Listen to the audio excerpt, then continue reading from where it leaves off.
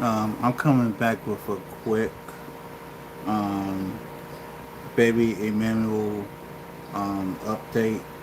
Well, maybe not quick. Maybe I'll be here for an hour or two. Good evening. Good evening. I heard that Georgia won today. Go Dogs. With that being said, I'm gonna get to this baby Emmanuel update and let y'all enjoy y'all first Saturday night of football. Let's go. And shout out to Long Crime for this.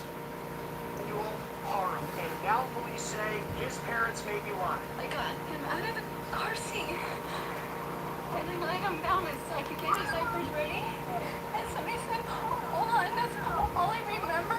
This video for Bitch, you KBC want like mom hell. speaking to television cameras after she claimed she was attacked and her son was abducted. Here's what the Bitch, you baby's dad want. said, looking straight into the camera. Whoever took our son. And you a lying bastard your damn self. But now law enforcement in Southern California say they can't rule out California having a hard time trusting what these two parents are saying. Now that the 7-month-old child is still missing, mom and dad have reportedly lawyered up. We're on the case presented by Law and Crime. I'm Chris Stewart.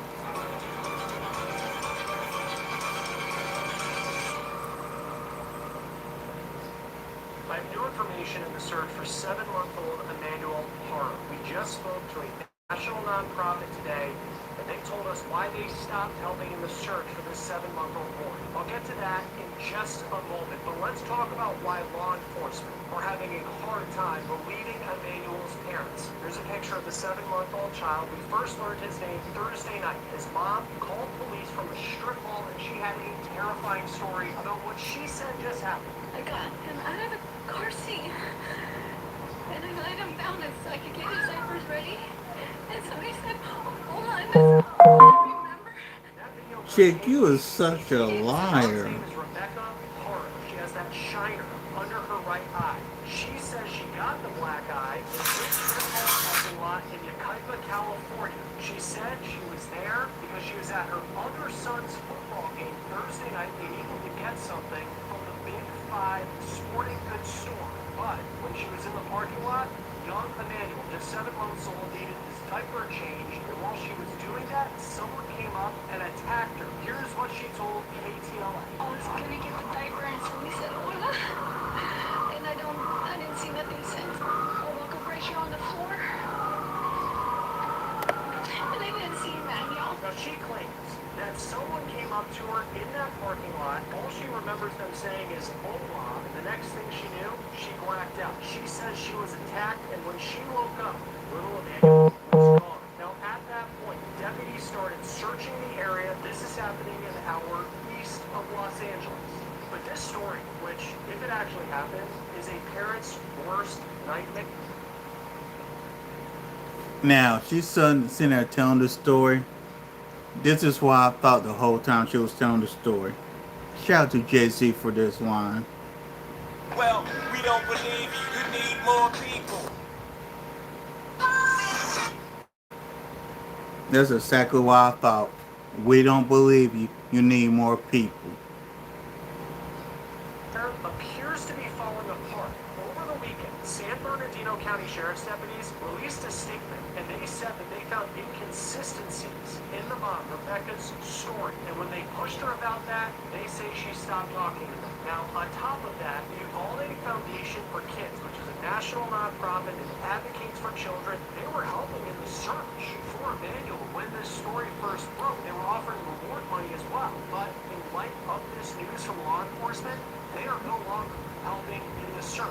LawandCrime.com reached out to the nonprofit, and this is what they told us. Quote, we are receiving information that Emmanuel was not even reported to have been seen at the football game. The mother alleged they were all at as an eyewitness report that the mother's apparent acquired during the attack at the Big Five was in fact acquired previous to the incident. We're awaiting further confirmation from law enforcement. All of these, coupled with our previous notes, have led to our decision. Now, here's specifically what law enforcement said on Sunday. Quote, investigators interviewed multiple individuals, including parents, Jake and Rebecca Haro. During those interviews, Rebecca was confronted with inconsistencies in her initial statement and declined to continue with the interview. At this point in the investigation, investigators are unable to rule out foul play in the disappearance of Emmanuel. Now, here is the home where Emmanuel lived with his parents per online court records.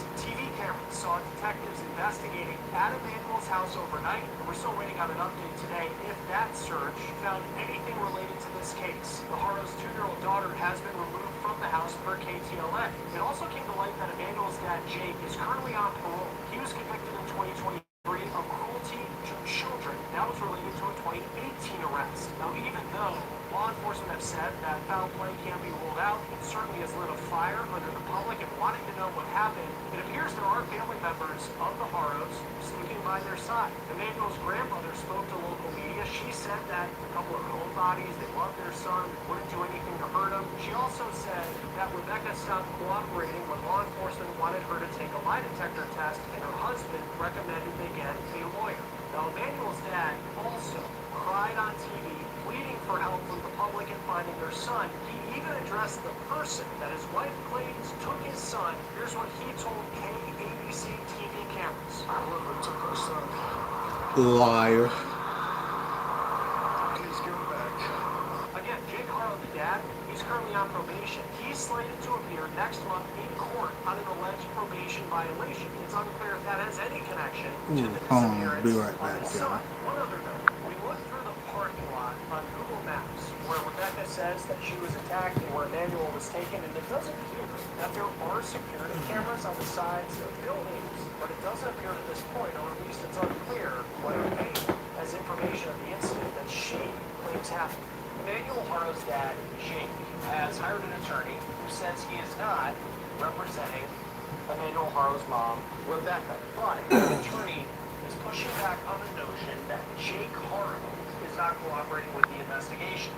I'll get to what that attorney said in just a moment, but here's some of the latest updates we have from law enforcement out of San Bernardino County. We know that deputies have now seized a family vehicle from the house of Emmanuel Haro. A 2-year-old has also been removed from the home. This is video shot by missing persons private investigator Steve Fisher, who's been on the ground in San Bernardino County this week. This is the Haro's house from above. Steve's going to join me in just a moment to talk about what he saw.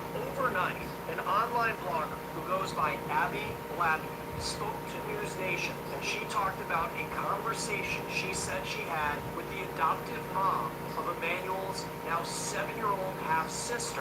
Again, this was in an interview on News Nation, that blogger talking about the young girl who is now named Promise, a girl who is now blind, who cannot talk or speak, she says. The adoptive mom of that girl is the cousin of Jake Haro's ex-wife. In 2023, Haro was convicted of willful child cruelty. That is according to online court records that we have. The Daily Breeze has an affidavit that says that the infant was admitted to the hospital with fractured ribs. This incident happened in 2018, and Haro is currently on probation related to it. That girl, again named Promise, is now 7 years old. This case is not connected to the search for young Emmanuel, but it is details related to Emmanuel's dad and his criminal history. It's unclear what happened to Emmanuel Haro. All we have from law enforcement is that they're still searching for him, and his parents have made those pleas on television in hopes of finding their son. All of this started in this parking lot last week on Thursday night when Rebecca Haro said she was attacked in Yucaipa, California, which is east of Los Angeles. Rebecca said that she took Emmanuel with her and she was going into a sporting goods store after being at a football game for one of her other children. They needed a mouth guard or something like that to bring back to the football game. Emmanuel, though, needed a diaper change. So, Rebecca says, before they were going to go into the store, she had Emmanuel in the car and she was going to change him. She says she then heard someone say, "Hola," and that is all she remembered. She says she blacked out. She woke up, she had a black eye. Emmanuel was gone. She ran into the store for help, and no one had seen the boy. She called police, and then she went on the news with this story. I got him out of the car seat. And I laid him down so I could get his diapers ready. And somebody said, "Hold on, that's all I remember." She told that to KABC TV, and then she went to another TV station, KTLA, and spoke to them saying the same story. I was gonna get the diaper and somebody said, Hola. And I didn't see what they said. I woke up right here on the floor. And I didn't see Emmanuel. The San Bernardino County Sheriff's Office said they found inconsistencies in Rebecca's story. When they pressed her, she stopped cooperating. Deputies then said they could not rule out foul play in the disappearance of Emmanuel Haro. Right now, we know that deputies have searched the Haro's house. They say they have surveillance videos from the area of where this incident allegedly happened, but they don't have the exact location of where Rebecca says she was attacked. Jake Haro has hired an attorney. His name is Vincent Hughes. He's defending his client, and he says his client is cooperating with the investigation and willing to give an interview. Here's what he said on Anfield last night on News Nation. Every great journey begins with a single step. And that first step forward is where dreams become plans. And on News Nation. Why have Rebecca and Jake stopped cooperating with the police if they're desperate to find the baby and the police are looking for the baby? I don't know where the statement that they stopped cooperating came from, Ashley. I spoke to the detectives yesterday, offered for Jake to Sir. speak with them. Have not. Sir, it came from the San Bernardino Sheriff's Office. How are you the lawyer and not know what the HEWL is going on? Like, really, dude? And made aware of any request today to speak with Jake. I don't represent Rebecca, that needs to be very clear, but I have not been asked to produce Jake. I offered to produce Jake. They voluntarily turned over all of their electronic devices, including the passwords. I think that's something that's huge that nobody has been made aware of. Hughes says this couple is begging for the public to help find their son. He also says because their car has been seized and they've handed over their phones and passwords and they live in such a remote area that they can't really do much to help in the search. That attorney was very clear in the interview. He is only representing Jake Haro and not representing Rebecca. There is another suspicious piece of information that's come to light about Rebecca, and it's from a report by KTLA.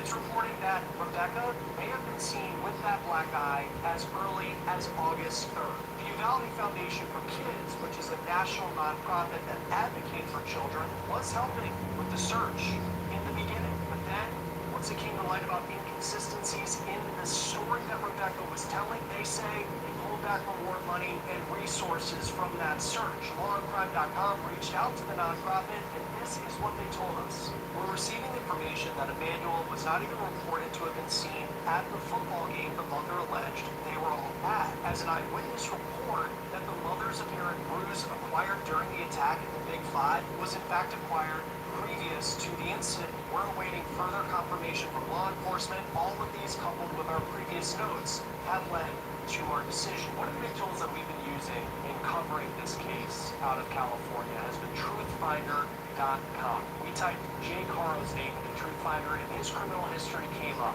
Truthfinder is a really important tool for us because it helps us understand more about the people who are involved, the stories that we cover. But even if you don't work in true crime, it can be a great tool to give you some peace of mind. It's one of the largest public records search services in the United States. With the paid subscription service, you can get access to unlimited reports about almost anyone. And right now, you can get 50% off your first month of confidential background reports. Just go to truthfinder.com/OTC. We are still gathering details right now from law enforcement about the arrest of the parents of 7-month-old Emmanuel Haro. This is now a murder investigation, and this is drone video shot by missing persons private investigator Steve Fisher above the home of Rebecca and Jake Haro today in Cabazon, California. Initially, law enforcement said they were conducting an operation at the home, but shortly after that, they told us Rebecca and Jake Haro were taken into custody accused of murder. At the time of this recording, deputies say they are continuing their search for 7-month-old Emmanuel Haro. Here's a picture that law enforcement put out of the boy. The story started on Thursday night last week when his mom said that she was attacked and the boy was taken when she went to change him in a parking lot of a sporting goods store about 20 minutes from their home in Yucaipa, California. And I didn't bounce. I was ready. And somebody said, hold on, that's all I remember. Rebecca said that on KABC TV. Here's what Jake Haro, the dad, said. Closer to her son.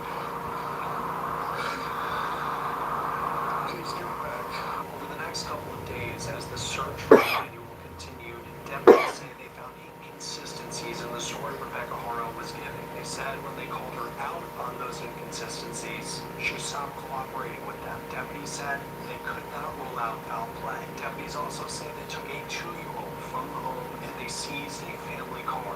They also had served search warrants at this house already, so it's unclear today what evidence made deputies make this arrest and know for sure in their minds that they were dealing with a murder.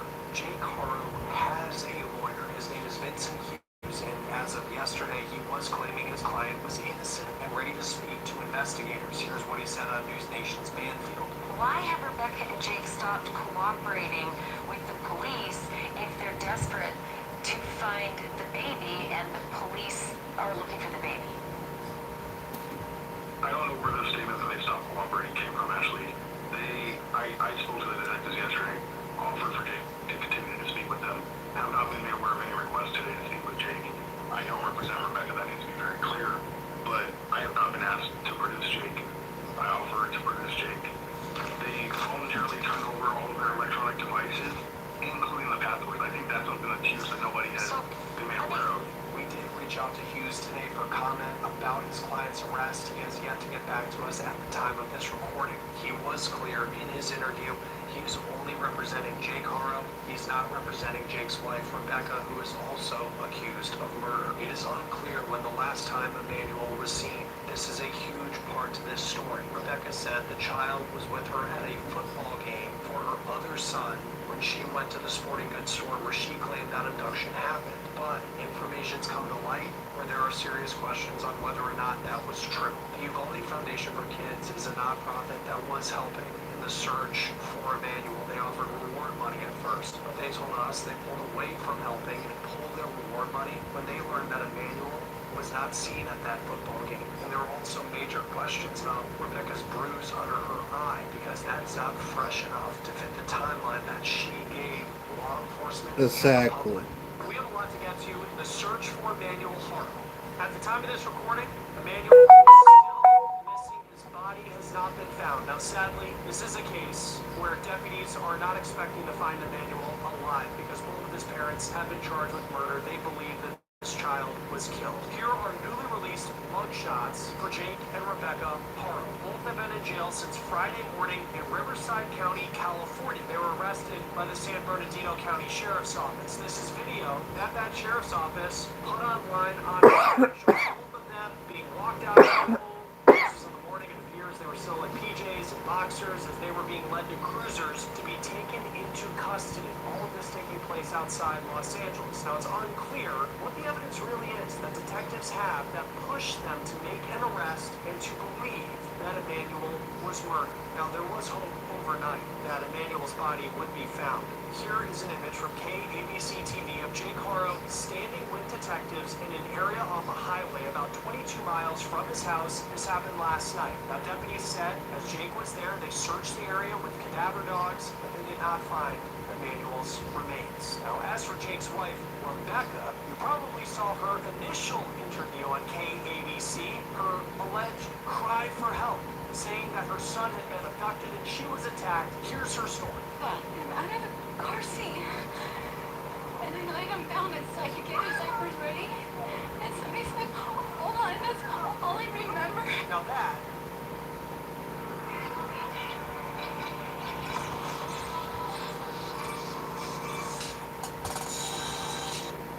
that is an alleged lie, according to deputies in Southern California. Rebecca is also, though, now talking from jail. She just gave an interview. It was posted actually around the same time that Jake was out with detectives. And before I get into what she is now saying, let me remind you how she and her husband went public with their alleged crocodile tears more than a week ago. Let's play that soundbite by Rebecca again. I'm out of the car seat. No tears, I Monty. laid him down so I could get his diapers ready. No tears Somebody said, whatsoever. hold on, that's all I remember. So there's Rebecca, like hyperventilating on KABC. That was on August 14th. I will note, the television station says they didn't see any tears in her eyes as she gave that emotional soundbite. She claims that she and Emmanuel went to a sporting goods store in Yucaipa, California Thursday night after they were at a football game for the Haro's other son. Before going into the store, Rebecca claimed that Emmanuel needed a diaper change, so she went to change him. That's what she heard someone say all along.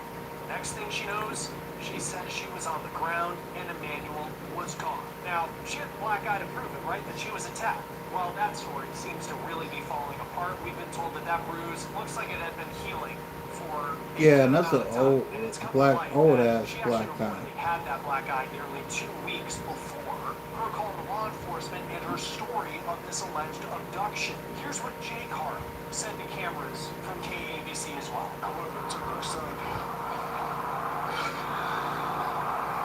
Liar.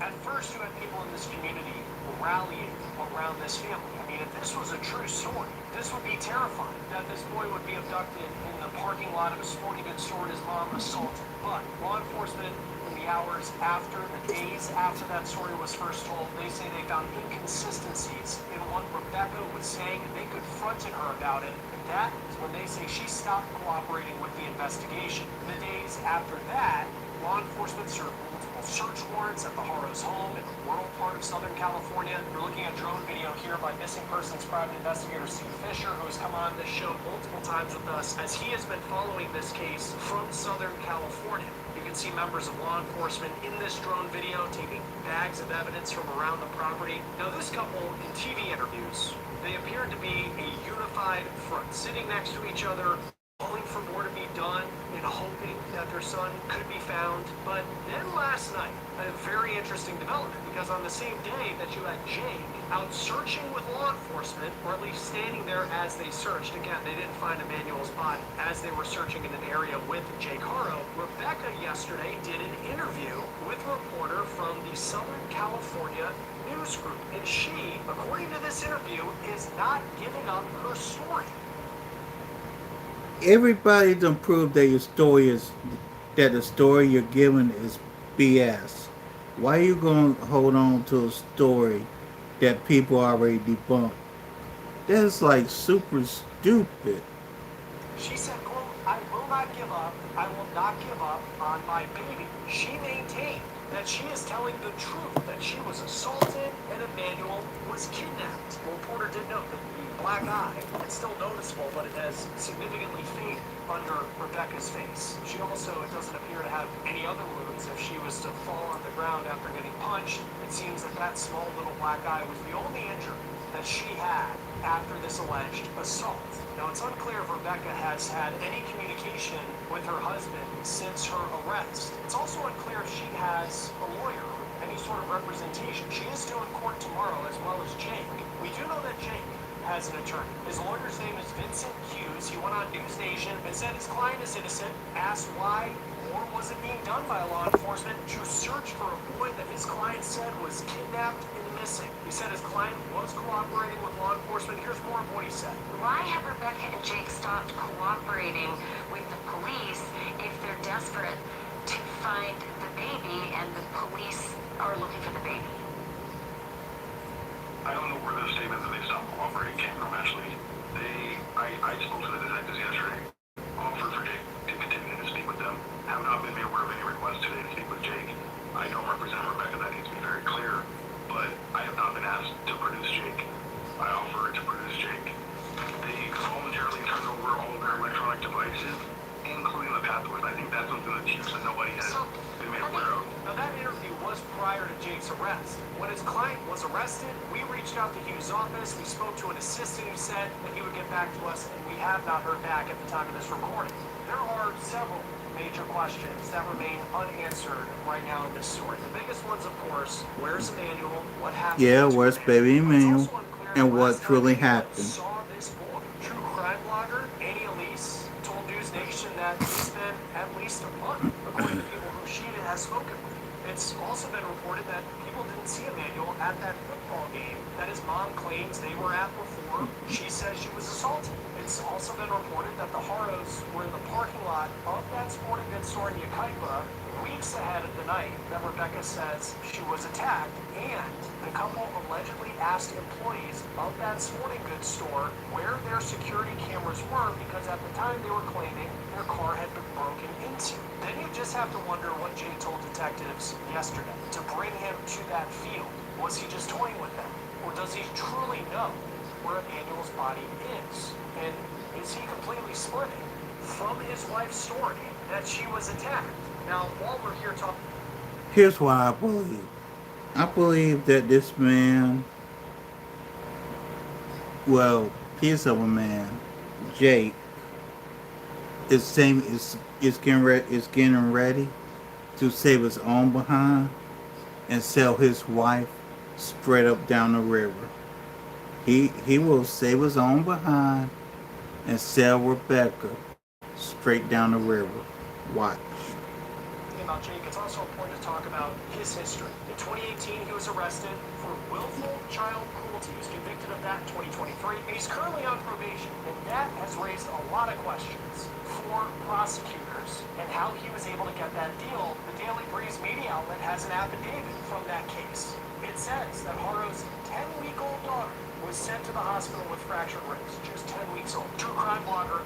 Now, the 10-week-old daughter they're talking about is the daughter who is currently 7 years old, who is with a cousin of a cousin of the mother of that child, and this child has so many injuries and that she only has 3% brain function because of what he did to this poor girl.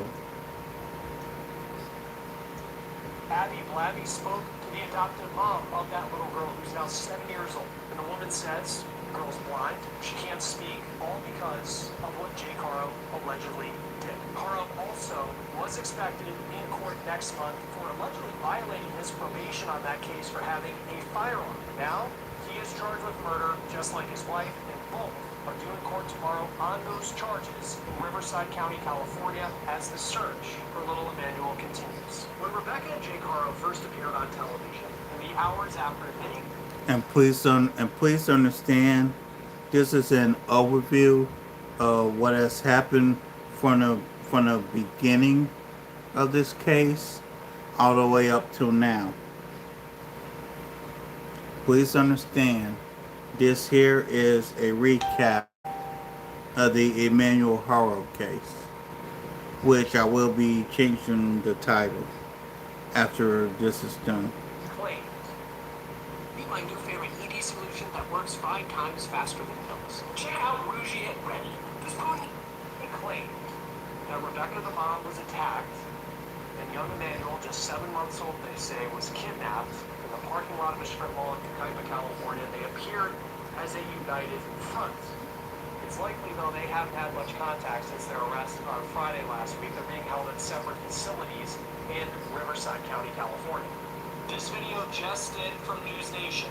Jake and Rebecca Haro made their first court appearances today in Riverside County, California. They were both in jail jumpsuits. They didn't say anything during the brief court appearance. Bond for the two is now set at $1 million each. They're next expected in court on September 4th, which is Thursday next week. Today, the Riverside County District Attorney officially filed charges against the Haros. We have the criminal complaint which charges Jake and Rebecca with murder and a felony count of filing a false report. In the documents under the murder count, it says that the Haros killed the child who's only identified as Baby Doe sometime on or between August 5th and August 14th. Now, the 14th was when Rebecca claimed she was assaulted and Emmanuel was taken from that strip mall parking lot in Yucaipa, California. This is the first time, though, that we have seen law enforcement identify that date of August 5th. This document also has a paragraph talking about how this is a case of alleged domestic violence and previous acts of domestic violence could be used as evidence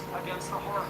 Both were arrested on Friday last week. The SWAT team took them into custody from their home. When this story first started, the couple allegedly tried to point the attention away from them, claiming that 7-month-old Emmanuel was kidnapped after Rebecca was punched in the face and assaulted, blacking out in a parking lot in Yucaipa, California. Here's what both of them told KABC TV. Whoever took our son,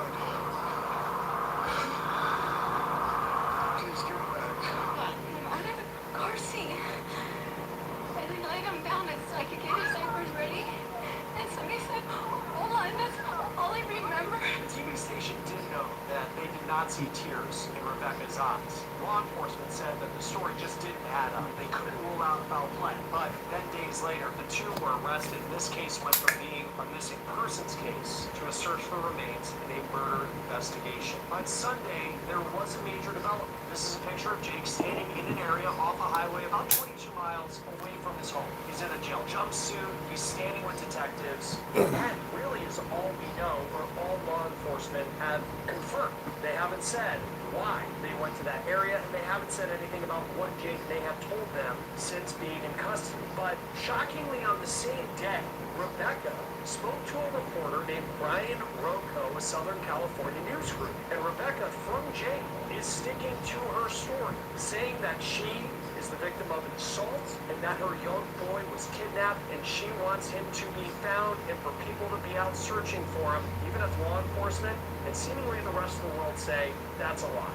We have a couple big updates to give you today in the case involving Emmanuel Haro. The Riverside County District Attorney said that he has an idea of where Emmanuel Haro's body is, and he also has an idea of what happened to Emmanuel Haro at the hands, allegedly, of his parents. DA Michael Hestry held a news conference Wednesday alongside law enforcement who have been working this case. And not only did we learn more about the search for Emmanuel and the case against his parents, we also learned more about a previous child abuse case involving Jake Haro that goes back to 2018, and the DA did not hold back in saying the judge gave Haro a break, and it was a bad decision. Before I get to that part of the story, let's get to the latest on where things stand right now in the search for Emmanuel Haro and the case against his parents. This is video per News Nation of Jake and Rebecca Haro in court on Tuesday. Wait, didn't I just see this? Of their 7-month-old son. Their court hearing on Tuesday was a brief one. They didn't speak. They didn't show much emotion. Okay, let me speed this up. They are expected to be arraigned on charges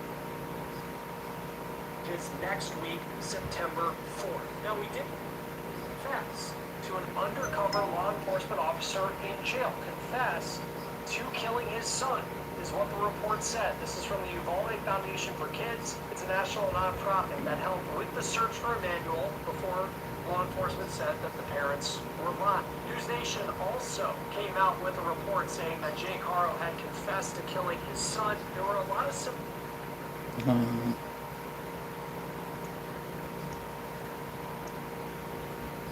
similarities in the reporting between News Nation and what the foundation was saying, but in the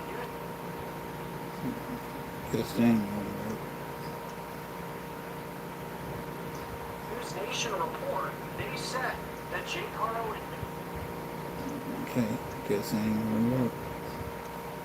to this informant to rolling over in bed and killing Emmanuel that way before throwing his body out in the trash. At the start of the news conference yesterday, the Riverside DA said it was important for him to speak because the Haros were the ones who spoke first in this story. They went on TV back on August 14th. This is video per KABC. I'm out of the car seat.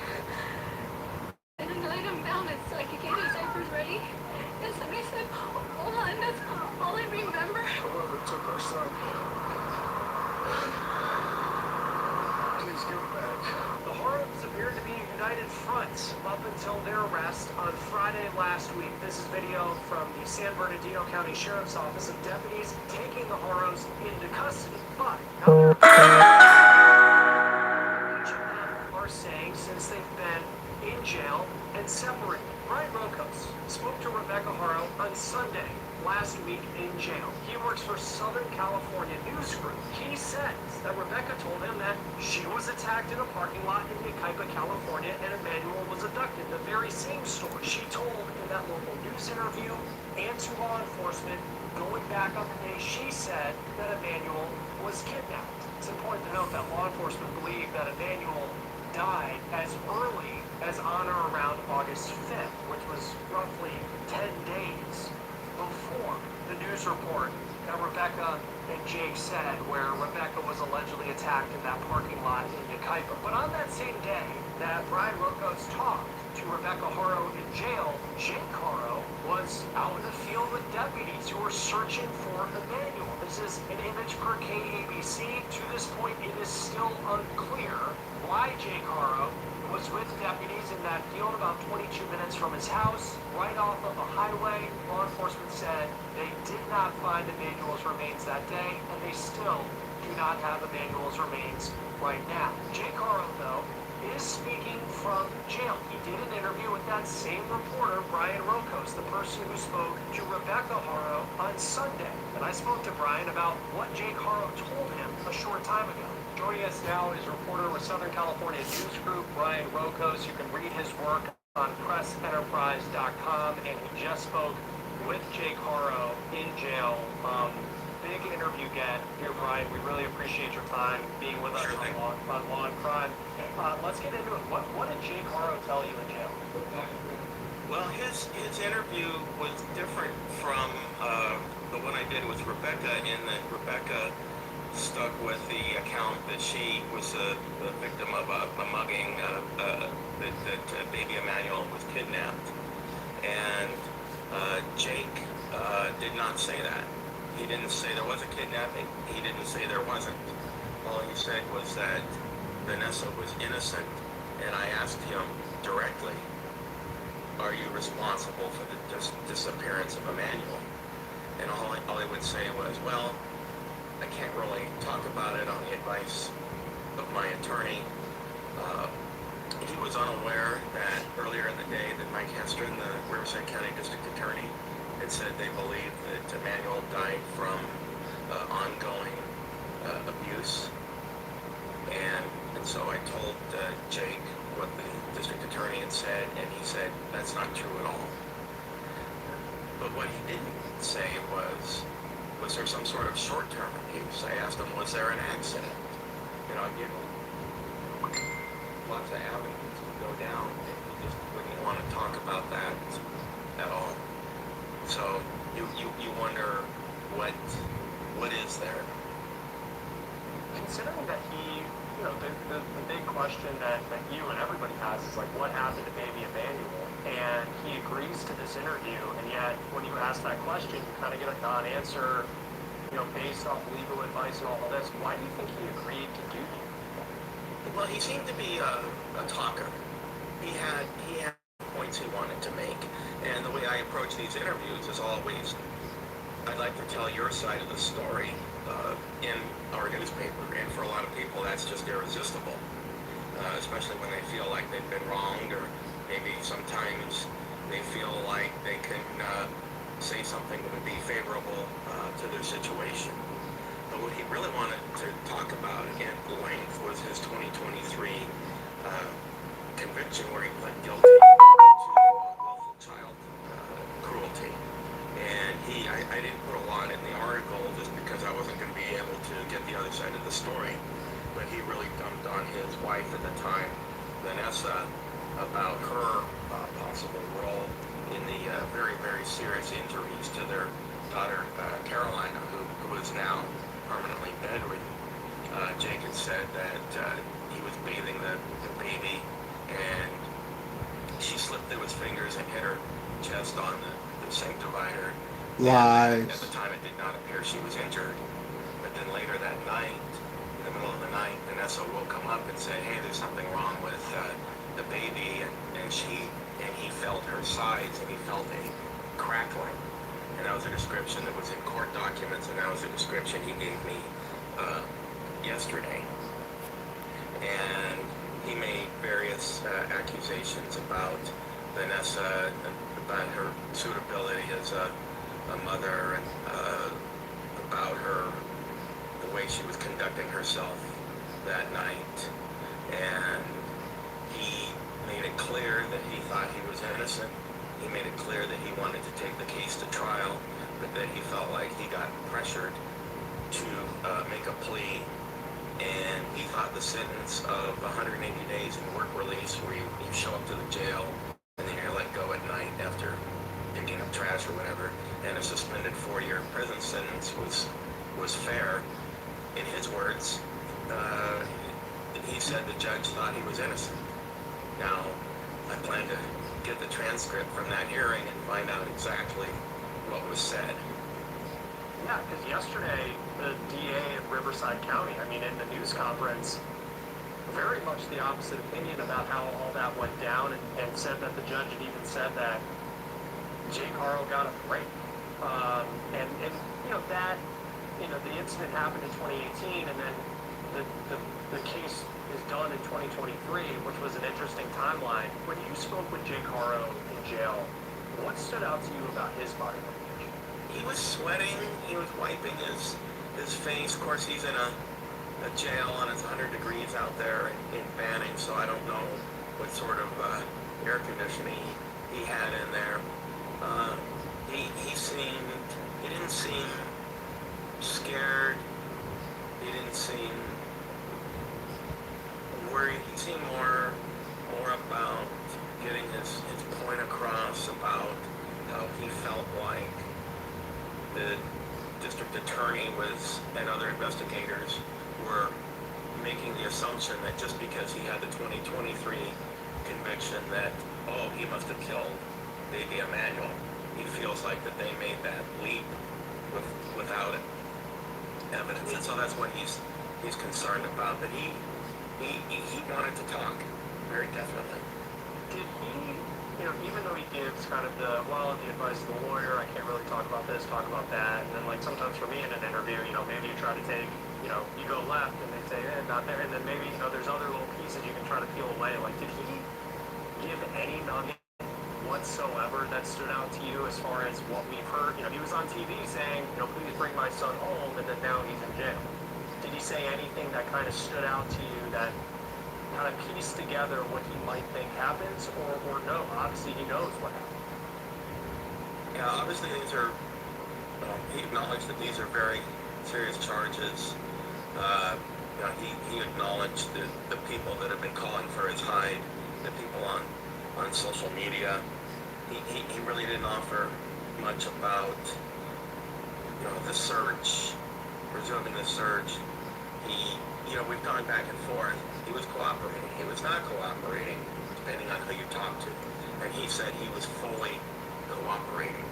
And that dovetails to something that the San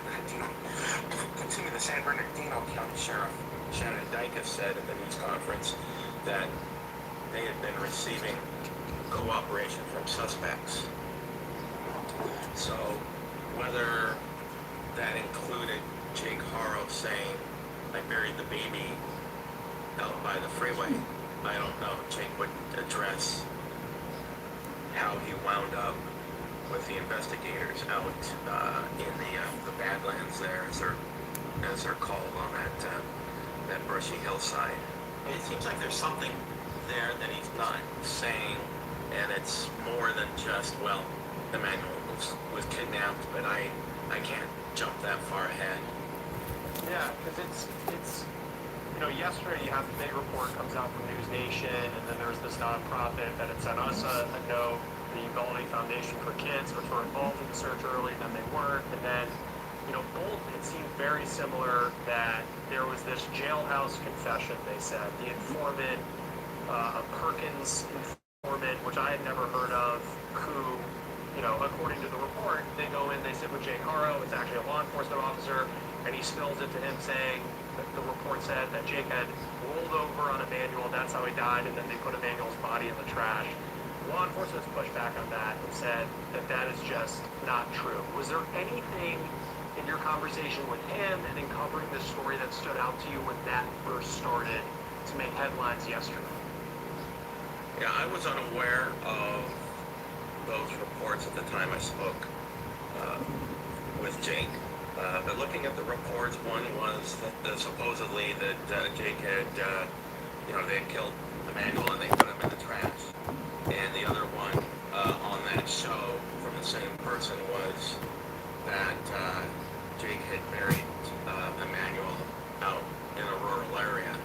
And the reporter on that said he triple-checked with his sources, and he believed both accounts to be true. But the odd thing is, both can't be true. It has to be one or the other. And now law enforcement is saying neither of them are correct.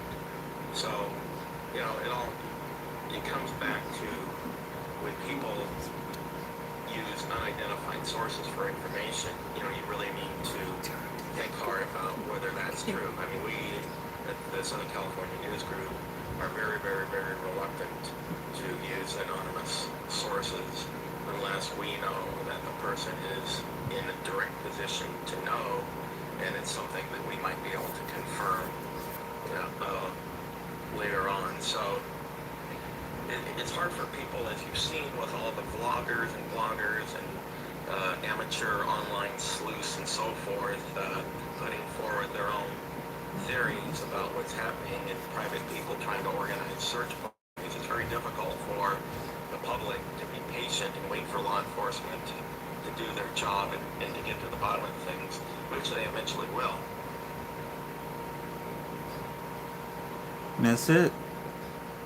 See y'all later. Peace.